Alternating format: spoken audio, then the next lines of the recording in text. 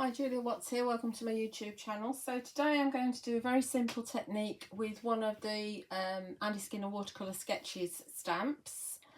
I'm going to be using All You Need Is a Hug, and I'm also going to be using Samples script, and you can order both of those over on my website juliawattscrafts.co.uk. They are rubber stamps. They are made by Creative Expressions in-house. They tend to use red rubber just recently, so you might get red, you might get grey. Both the rubber is absolutely fine. Don't worry about it. If you get grey, it still works.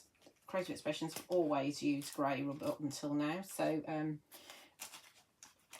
absolutely fine. Right, so we're going to start. I've got a piece of watercolour card in the background here in my stamping platform, and I'm going to take the All You Need Is a Hug, and we're going to put her down in the bottom right hand corner. I think hopefully should be straight. We'll have a look when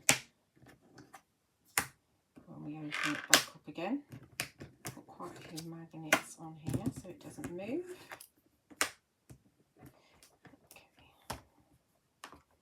And let's see how she's looking. I think she needs to be that way up a bit. That's fine. Okay. And we're going to stamp her using Nocturne, not that one that's on the floor, Nocturne Versafine Clair.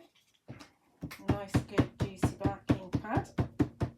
And you will find all the Versafine Clairs, including the new ones, over on my website, and you also find re-inkers. I might be out of stock of a few of them, but the majority of the re-inkers are in stock, and I would advise you to get re-inkers because it's a lot cheaper than buying new ink pads all of the time. Now I am on a super smooth watercolour card from Sentimentally Yours, so I'll probably need to stamp it a couple of times. Give a good old press to give that ink a chance to get into the card. She's looking pretty good. These stamps have been such a resounding success. Everybody loves them. People have bought one or two and then gone back for all of them. I did exactly the same. I took 3 to begin with, and then I thought, oh, I've got to have all of them. So I have all of them to use in my classes. And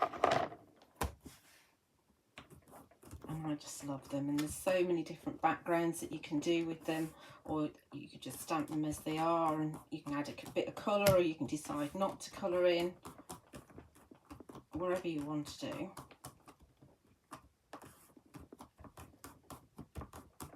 I think she'll be fine now. Yeah, we'll have her like that. Perfect. Let's get a little bit of that ink up so I can pick it up.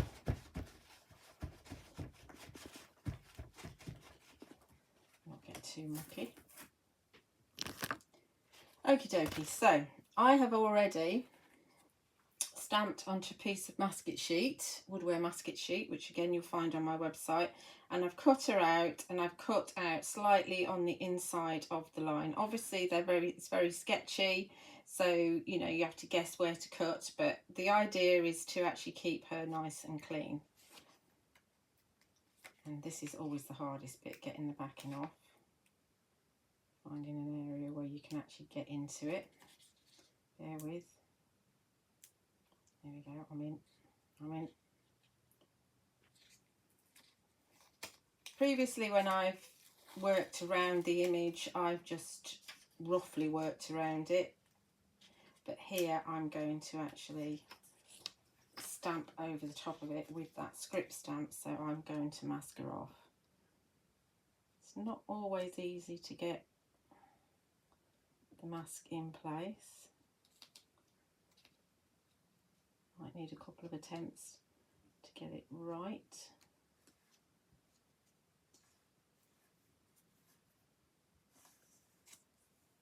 That's pretty good actually. Pretty good, even if I say so myself. You can see where I've not trimmed and where you can see some of the black, because the thing is that when you actually stamp on top, you can't actually stamp right the way up to the masket sheet. There's a little bit of a gap, so that's why you go on the inside. Okie dokie. So we're going to now stamp around her. So let's see if we can get this stamp on. So this is, as I said, this is the beautiful script stamp from Poole. Again, made by Creative Expressions, and we're just going to pop that on there. It's a little bit grungy, so won't necessarily go up to the edge because I have put her on the right hand side. Ideally, use a piece of card that's bigger so you can put your magnets on. But of course, I had this card trimmed already. It's just, I just picked it up, so it was trimmed already. So this is what's happening.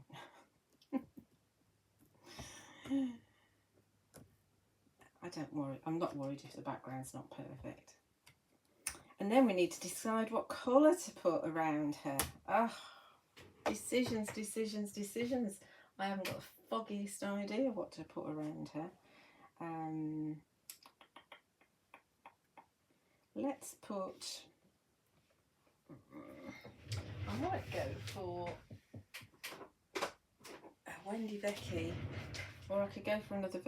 I'm a little bit concerned about the wisps that we've got showing here. So if I go for a Versafine Clair, I could get a bit of bleed going on, and that drives me nuts. So we're going for Wendy Vecchi Garden Patina. So this is what we're stamping with. This is a dye-based ink. And archival will work really well as well. There's some lots of lovely colours in archival. I know that some of the Wendy Vecchis are out of stock. You could use some of the Simon Hurley stamps, ink pads as well. I do like the Make Art. They're really nice dye-based ink.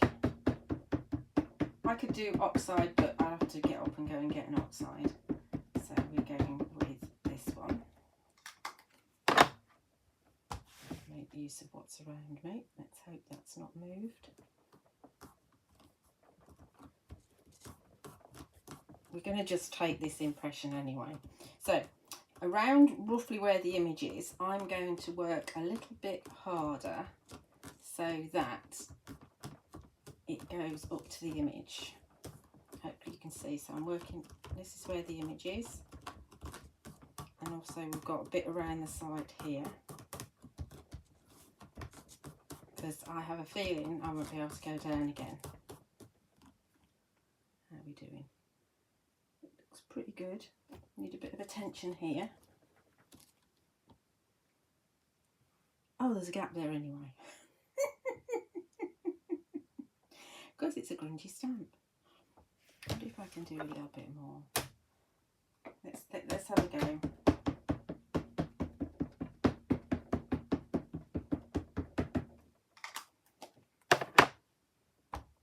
I hope it hasn't moved. I don't get a mess. In which case, this video gets deleted and I'll start again. There's nothing there, Julius. There's no point working around that bit there. Yeah, you got away with that. And as always, the best thing about masking is the reveal. So we are going to just peel away the mask. Obviously you can use the mask again and again and again.